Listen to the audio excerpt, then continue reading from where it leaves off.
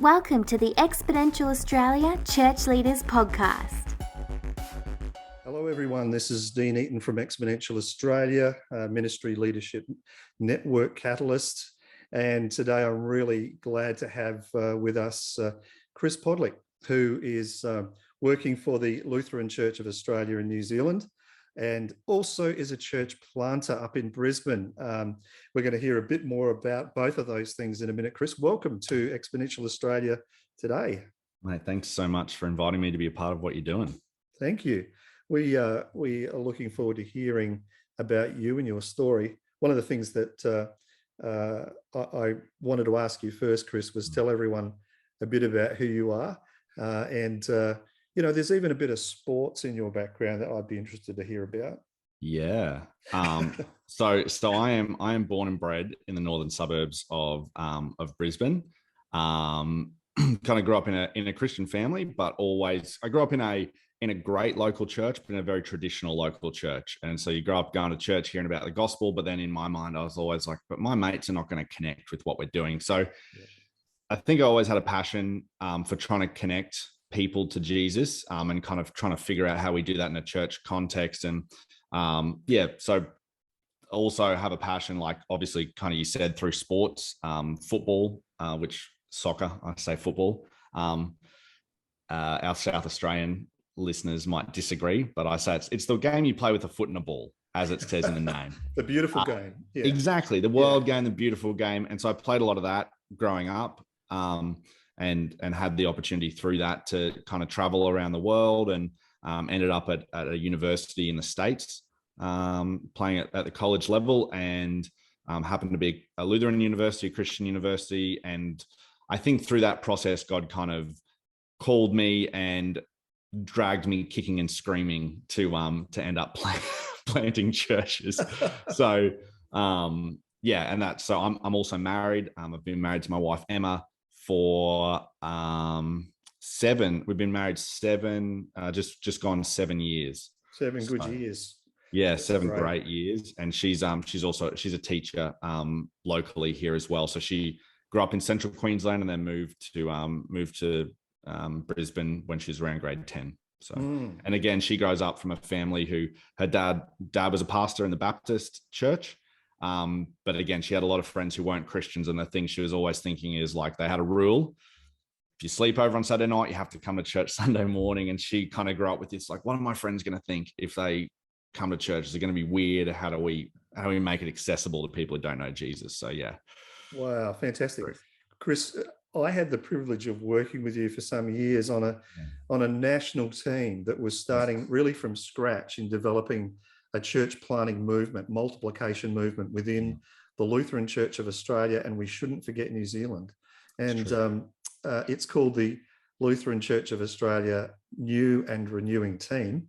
And you've got a part-time role in that team, working under now Nathan Hett, who's the director of that team and works very hard, and Tanya Nelson and that whole crew at Lutheran HQ. As we refer to it. Tell us a little bit about what you do on the team. I guess my role has evolved and changed. I'm trying to think how many years I've been there, probably 4 or 5, but you were the one who kind of got me on originally. And over time, my role has morphed and changed as the Lutheran Church has become more missional and planted more churches. And so now what I primarily do is I focus on the church planters network that we have within the Lutheran Church. So my role specifically is to care for, guide, mentor, and provide what I say the 3 C's: coaching, care, and connection for our church planters network. And so that's kind of my role there. That's wonderful. And you've got church planters all across Australia at the moment, haven't you? You've got from Perth through to the East Coast. And yeah, in fact, just at the time that we're recording this, the last Sunday, like, we just launched our latest public worship service in Perth. Guy called Matty Schubert and his wife Becca have been planted Everhope Church around the Baldivis region, and then we got some crew in ACT and Western Sydney and all floating around, which is awesome to see. It's really cool to see what God's doing. Yeah, that's great.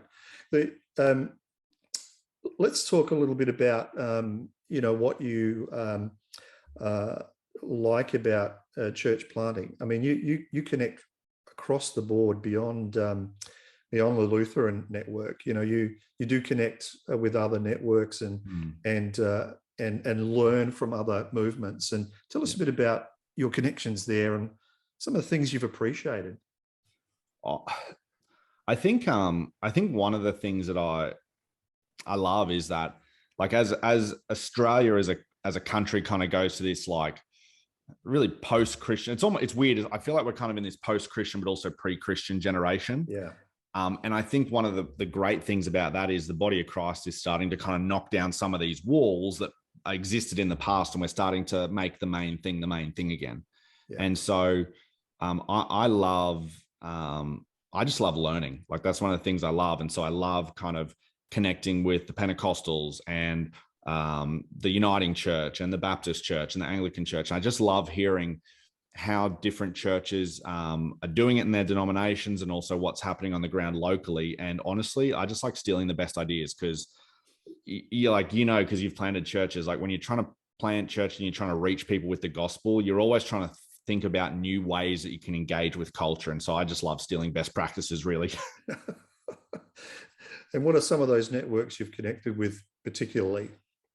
Yeah, well, so through the Lutheran Church, like we don't have like one per se approach to church planting that we advocate for. We're very open to whatever works in your context, and I think that's really important. And so I know through the Lutheran Church, people are connected with City to City and with the Redeemer Network, and some people brush up against Acts 29 as well. But for me personally, like in the church that I lead, we're connected with what's called the Irresistible Churches Network. And so that's effectively I was going to say Australian, but it's not, because we're part of the church. Some of the churches in our network in Singapore and Hong Kong as well. So we're kind of like the Oceania wing of the North Point Partner Network. And so if people are familiar with Andy Stanley, that the network that wants to create churches that unchurched people love to engage with, that's kind of us. Yeah, right. And some of that has been a learning piece that's filtered through into the way you've shaped your approach, would you say? Yeah, like I think for me personally, the way that we sort of built and kind of where we felt God leading us right from the start was trying to figure out how do you reach unchurched people? Because when we originally planted Beyond, it was like third, fourth generation in our region that were unchurched. And so right from the start, we were kind of trying to figure out how we do that.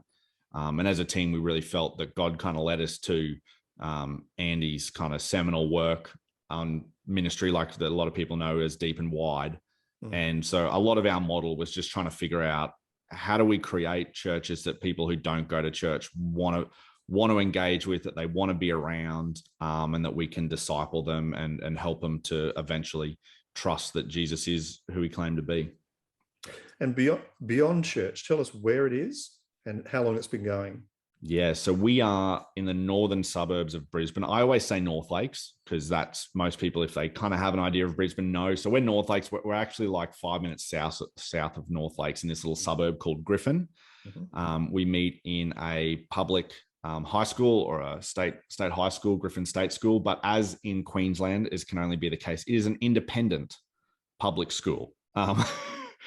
So, which means that the principal has a lot of say and can change a lot of things. And we're about to turn 7 in a couple of months, which would be the middle of 2022. We'll turn 7. And originally we met at the Lutheran Church that sent us. So that was Living Faith at Marumba Downs. And then on our 3rd birthday, we relocated to the state school, and we've been there ever since. And we just really feel it's been a great opportunity that God's opened up for us, because it's quite unique, the suburb we're a part of, in that it's over 90% residential. It's kind of one of those suburbs that people are like, let's build a lot of houses, and then they forgot that, people need food and, the amenities of life. And so there's only one place that you can have a church in that suburb, and it's in the school. So we really kind of feel real stewards of that community, along with the school, that we get the opportunity to be the body of Christ and be the people that when they think of Christians in Griffin, our name comes to mind, hopefully. And that relationship with the school has been a good two-way exchange, hasn't it, around some things you've done in the school community for the school, as well as them blessing you with a great facility. Oh yeah, it's been really unique in the sense that when we were looking for spaces, we just couldn't get the right fit, and we kept praying. As I'm sure a lot of church planters who are listening to this know, it's always like at the last minute that God turns up. And the principal was like, hey, you've got 5 minutes, share with us your mission and vision. If you don't have that, don't take the meeting. And so she really got hooked on the idea that we wanted to create a church that people who don't go to church would love to engage with. And she was like, oh, so hang on a minute. You're like, your goal is to make a difference in the community. Your goal is to make it better. And we're like, yeah. And she's like, well, I kind of see that as my goal. You know, as the principal of the school, I want to make this community better. So yeah, if you want to come and see the hall that you'll be meeting in. And so the principal, the space we meet in was originally designed as a sports facility, but she knew a lot of the planning in the suburb and said, no, that Griffin doesn't need another sports facility. What it needs is a performing arts facility. So we meet in this incredible school hall that's an incredible performing arts kind of center. And we really have tried to partner with the PNC in that community. So we've partnered with them to put on the Griffin Christmas Carnival. And the Griffin Christmas Carnival attracts between 5,000 and 7,000 people every year to the school. And yeah, we look for ways that we can really intentionally partner with them. We help them with their days at school when they have new preps and grade ones, kind of walking through the school on the early days, and just some really practical ways like that. Wonderful. And Chris, one of the things that I remember you doing as a leader, which was interesting to me from the get-go when you planted, was you started to embed some language around your main purpose. And I kept hearing you say that Beyond Church is a church for the unchurched. And how did that get into your veins? Was it what you said about growing up and always thinking my friends wouldn't come to regular church? Was that the realization of that? Or yeah, look, I think it was probably like a culmination of a journey when I would look around and I'd be like, man, most of my closest mates don't know Jesus, and there's no way they would ever walk into a traditional church building. Yep. And I was like, how do I create a space for them? And one of the challenges was when I finally had the opportunity with our team to design an environment like that. I designed an environment for church people. And I remember my wife kind of really challenged me on it one day. And Em said to me, as I was kind of talking about, here's how the service has to look, and here's what's really, really important. And she said, and she named my best mate. She said, would he feel comfortable in that space? Would he know what's going on? Would he get what you're talking about? And I said, oh, you know, if he kind of came enough and da-da-da-da. And pretty much the answer was no, he wouldn't. And then Emma just asked me point blank, then who needs to change, him or you? Wow. Because Jesus was known as a friend of sinners. So if people who don't know Jesus are not going to be comfortable hanging around with Christians in their environment, like, what are we doing? So for me, I think it was more that the language that we've probably put around it over time has just sort of helped to express what I've probably always felt, that, yeah, the church should be the most welcoming place on the planet. That's great. Yeah.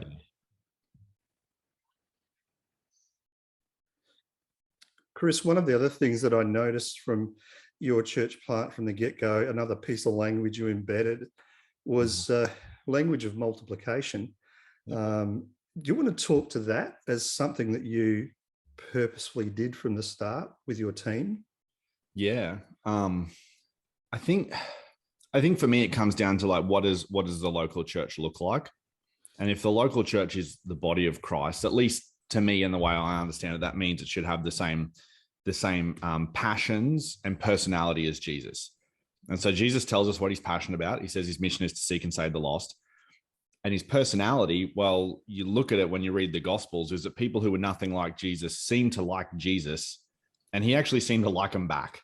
And so if we're doing our job of seeking and saving the lost, if people who are nothing like Jesus come to like Jesus and come to follow him because we're there, it just makes sense to me that we should be growing and that we should be multiplying not only like churches, but we should be multiplying leadership. We should be multiplying groups. We should be multiplying responsibility, and then giving that responsibility away to others. And I think, for me, one of the most powerful examples of that comes in the New Testament, where Jesus says, like, hey, it is better for me to go, and you are going to do greater things when I'm gone. And in my mind, I couldn't even imagine what it would be like to be the disciples listening to that and be like, what do you mean? Like, you feed 5,000, like you turn like water into wine. Like, what are we going to do that's like possibly greater than this? And so, for me, I just think that's, if Jesus is happy to give responsibility away to let things grow, then we've got to, as leaders, like from the start, we wanted to be comfortable giving responsibility away and leadership away so that it could grow. So there was that principle for you too of not only doing the work of evangelism, but developing leadership from the start of the church plant. I noticed that was another piece that seemed to be a real high value in your mind, about looking for, who are my interns going to be? Who are my apprentices going to be in leadership? And how do I get them to multiply? Do you want to speak to that a little bit? Yeah. And I don't know whether this was, I kind of maybe joke that maybe this was part of like my football back like experience, because I was a goalkeeper. Because when you say I was a footballer and I played overseas, most people think like, oh, Messi, Ronaldo, someone fancy.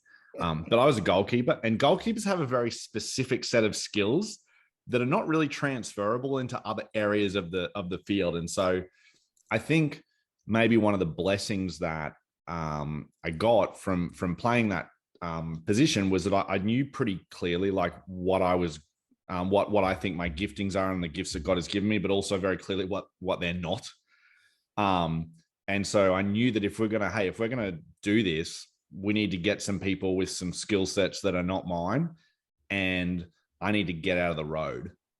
And so I, as best as I can, I'm a bit of a control freak, but I still try as best I can. When people say, hey, what's your thoughts on this? I always say, like, are you just asking me because I'm the point guy, or are you asking me for an opinion? Because if you're asking me like for, I was having a conversation yesterday about color palettes for a rebranding little exercise we're doing. I was like, are you asking me because I'm the point guy? Because I don't have any like graphic design experience, so I can't tell you what a color palette should look like. So as much as possible, just tried to give that away, and kind of embed that in who we are as a local church. Because if you get the right people with the right gifts in the right places, like, God wants to use them. That's wonderful. One of the things you did too that became popular outside of your church plant was the podcast on leadership that you started. And Aussie Church Leaders is a great podcast. It's had a lot of episodes. Now tell us about the genesis of that and the sorts of things that you include in that podcast. Yeah, honestly, it was probably, to say it was calculated is probably being generous to us. Right. There probably wasn't a whole lot of thinking, but like, one, it was practical in that we wanted to create something for our leaders, something that was easily digestible, because as any church planter knows, like, you're thinking about this stuff all the time. It's at the forefront of your mind, but for everyone else, they got kids, they got a job, they got bosses, they got all this stuff kind of, and you're like, man, how am I going to develop these people? Because we can't keep taking nights out of their week to have a leadership nights. And so we just thought, well, you know what? We got sick of, honestly, like, sharing a lot of North American content. Not that it's not good. Like, I love all that stuff, but the problem was it wasn't really contextualized. And so we were like, well, what if we like created content that was, if you're a church planter, if you led a small church, or if you're a volunteer in a church, which over 90% of, probably bigger than that, probably closer to like 95% of all people who are engaged in the local church in Australia do it in a volunteer capacity. Why don't we create some content for them? And really, it'll just be like, let's talk about the issues that we're having in leadership at the moment and try and figure it out. And so we never run out of episodes, because we always just like, what's our biggest pain point at the moment? Okay, well, let's research that, figure out how to solve it, and then just share what we learn. So that's great. It's a wonderful gift, and it's a fantastic resource. Aussie church leaders hook into it. One of the things we love at Exponential is to hear about new resources coming out that can be shared with others, and that's another great resource for anybody listening there who's a church planter or a church leader, team leader, volunteer leader, youth leader. Great resource. Give us some idea about what you think you've been learning yourself as a leader on mission with God in the last recent days. What are some of the principles and things you've been picking up on and learning that have meant something to you in recent days? Yeah, I think there's I think there's some things personally as a leader, and then also organizationally I've been learning. So personally, I think the biggest thing that I've been learning is that when it comes to leadership, if you don't have a spiritual life, or if your spiritual life would go away if you weren't pastoring or leading a church, that's an issue. And so you as a leader, you really have to look after your own spiritual health. You really have to put disciplines in place. And I know there's kind of a resurgence of that, like spiritual disciplines and practices. But for me, that's been over the last maybe 2 to 3 years, something personally I've really been kind of learning and incorporating, like silence and solitude and into my own personal rhythms, but then also into taking, half-day retreats to just pray about what God wants, where God's leading us in the local church and what he's doing there. So that's kind of one thing personally. And then organizationally, as the local church, the kind of the big things that I'm thinking about at the moment are what I'm learning is I think that the churches that make the biggest difference in the future will be the churches that integrate digital well, as opposed to seeing digital as like an add-on or here's just we do this really poor replication of an in-person experience online. There'll be people who understand digital, understand the platforms, and then tailor content for those platforms that help people grow their faith. Something I learned pretty recently was that 26% of Christians in Australia said that they used a book to help them grow their faith, but also 26% of Australians said they used some sort of online resource to help them grow their faith, a podcast, a YouTube video. And I think for a lot of, maybe not church planters, but for a lot of pastors, I feel like there's legitimacy to, you read a book, that's a good thing. But, what do you mean you listen to a Christian influencer or a YouTuber or a podcast? There's almost like that legitimacy is not there, but that's what people are doing and that's where people are turning. And so I think the church should be in that space. Yeah, that's great. And then probably the other thing I'm learning recently is just, and it's a lesson that's just been repeated over and over and over again, is that if you focus on who you're keeping over who you're reaching, very quickly you'll stifle your mission. Whereas if you focus on who you want to reach, you'll keep the right people. Yeah.